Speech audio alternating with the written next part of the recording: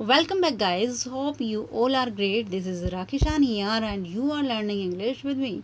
Today we will talk about it. Yes, guys, आज हम बात करने वाले हैं इट के बारे में, जो कि बहुत ही इंपॉर्टेंट टॉपिक है और बहुत ही कंफ्यूज होते हैं कि इट का यूज़ हमें कहाँ करना चाहिए। तो चलिए देखते हैं। अगर मैं बात करूँ प्रॉपर ग्रामर की, तो ग्रामर में के हिसाब से आप देखेंगे कि इट का यूज़ हम नॉन लिविंग थिंग के लिए करते हैं।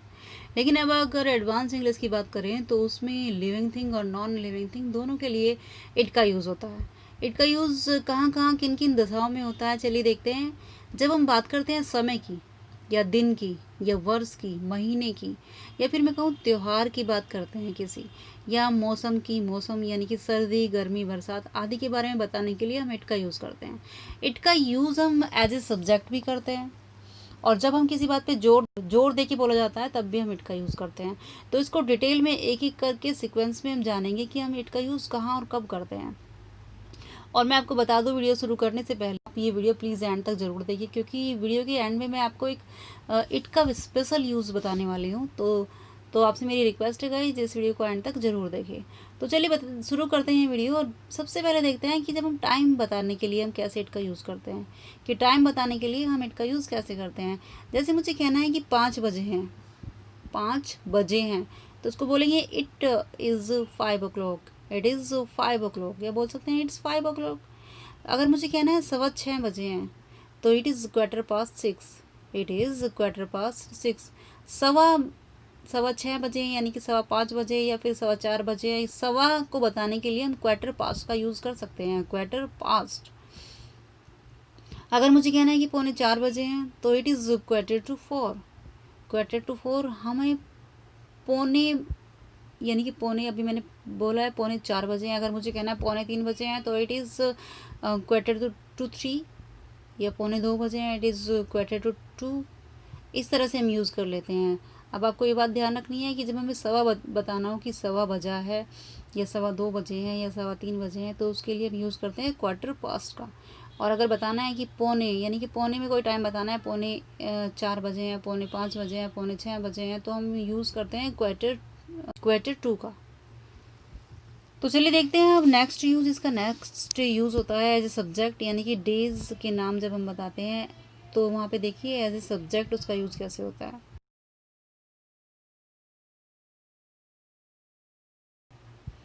जैसे मुझे आज कहना है कि आज सोमवार है, आज सोमवार है, तो बोलेंगे it is Monday today, it is Monday today. अब कई बार मैंने देखा है बोलते हुए, बोलते हैं टुडे इज़ मंडे, ये रॉन्ग है, ये सेंटेंस रॉन्ग है। इसको बोलेंगे इट इज़ मंडे टुडे। या मुझे कहना है कल शुक्रवार है, कल शुक्रवार है, तो it is Friday tomorrow, it is Friday tomorrow, tomorrow is Friday, ये गलत है। या फिर बोलना है कल छुट्टी होगी, कल छुट्टी होगी, तो it will be holiday tomorrow, it will be holiday tomorrow. या फिर मैं कहूँ कि कल मेरा बर्थडे है, कल मेरा बर्थडे है, it is my birthday tomorrow, it is my birthday tomorrow. या मुझे कहना है कल रविवार था, it was Sunday yesterday, it was Sunday yesterday.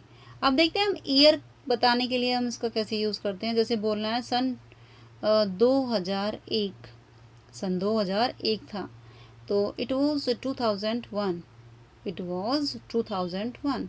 या फिर कहना है कि सन 1990 की बात है, सन 1990 की बात है, तो उसको बोलेंगे it is the incident of 1990, it is the incident of 1919।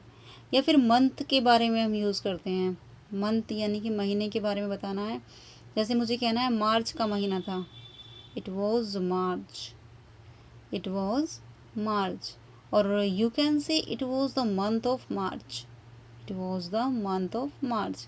या फिर कहना है कि आज 29 सितंबर है, तो इसको देखिए कैसे बोलते हैं, it is 29 September today, it is 29 September today.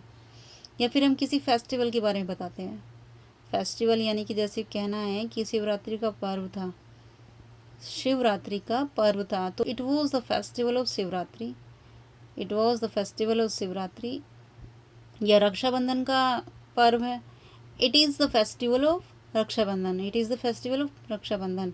यह बात करें सीज़न की, सीज़न यानी कि मौसम के बारे में बताना है। जैसे सर्दी का मौसम था, it was winter, it was winter and you can say it was the winter season, it was the winter season.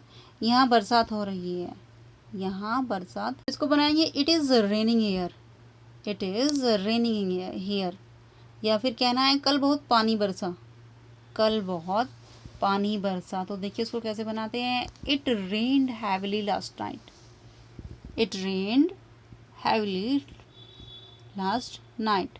कई बार हम जेंडर कंफर्म करने के लिए भी इट का यूज़ करते हैं, यानी कि हमें पता नहीं है कि बॉय है या गर्ल है, तो हम उसके लिए भी हम इट का यूज़ करते हैं। जैसे कि मैंने आपको बताया कि एडवांस इंग्लिश में लिविंग थिंग और नॉन लिविंग थिंग दोनों के लिए इट का यूज़ होता है। जैसे मैं आपको एक सेंटेंस से समझाने की कोशिश करती हूँ। जब मैंने बच्चे को देखा वह खा रहा था, जब मैंने बच्चे को देखा वह खा रहा था। तो when I saw the child it was eating, when I saw the child it was eating, when I saw the child he और शी वॉज ईटिंग, यानी कि वो खा रहा था। ही और शी हमें नहीं पता है कौन है, तो हमने यहाँ पे इट का यूज़ किया। सपोज करो कि आपके किसी रिलेटिव ने अपने स्टेटस पे एक न्यू बॉर्न बेबी का फ़ोटो लगाया हुआ है और कॉन्ग्रेचुलेशन उसके पेरेंट्स को बोला हुआ है और आपको नहीं पता ये कौन है, तो आप पूछ सकते हो who is it, who is it. यदि आपको पूछना है कि ये बेबी बॉय है या बेबी गर्ल है, तो आप बोल सकते हैं इट इज़ बेबी बॉय और baby girl, it is baby boy और बेबी गर्ल। करने के लिए भी हम इट का यूज़ करते हैं। अभी आप एनिमल्स के लिए भी इट का यूज़ कर सकते हैं। जैसे मुझे कहना है मेरे पास एक बिल्ली है और वो बहुत क्यूट है, तो I have a cat and it is very cute, I have a cat and it is very cute को बात जोर देकर बोलते हैं, या फिर हम जब किसी से कोई बात जोर देकर बोलते हैं, जैसे चलिए कुछ एग्जांपल से देख लेते हैं। वह तुम थे जो यहाँ आए थे, वह तुम आए थे, तो it was you who came here, it was who came. मुझे कहना है वह मैं थी जिसने दौड़ जीती, वह मैं थी जिसने दौड़ जीती, तो it was me who won the race, it was me won the race. तो आपने देखा, हो सकता है कि आपको ये समझ में आ गया होगा गाइस, अगर नहीं आया है तो आप इस वीडियो को एक बार और ज़रूर देखें। तो चलिए अब देखते हैं स्पेशल यूज़ ऑफ इट। जैसा कि मैंने आपको बताया था कि मैं वीडियो के लास्ट में आपको एक स्पेशल यूज़ बताने वाली हूँ इट का।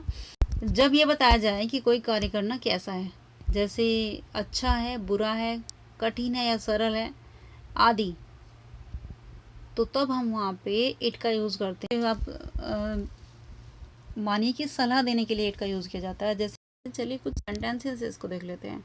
जैसे मुझे कहना है कहना तो आसान है, कहना आसान है, तो इट इज़ ईजी टू से, इट इज़ ईजी टू से। या फिर मुझे कहना है चोरी करना गलत बात है, चोरी करना, हम स्ट्रिक्टली किसी को बोल रहे हैं चोरी करना गलत बात है, तो it is wrong to steal, it is wrong to steel.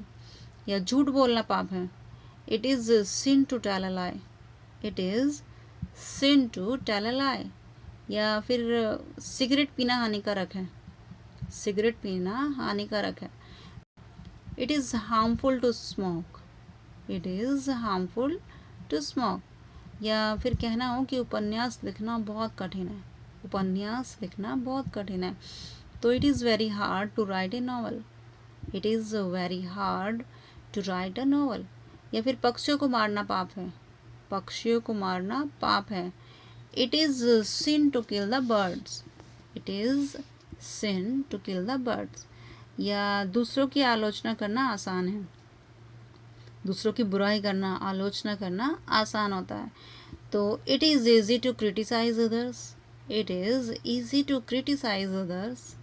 Next one is किसी पर भरोसा करना मुश्किल है। कहते हैं ना कि आज के टाइम में किसी पर भरोसा करना मुश्किल है, तो चलिए देखते हैं इसको। किसी पर भरोसा करना मुश्किल है, it is difficult to believe anyone, it is difficult to believe anyone.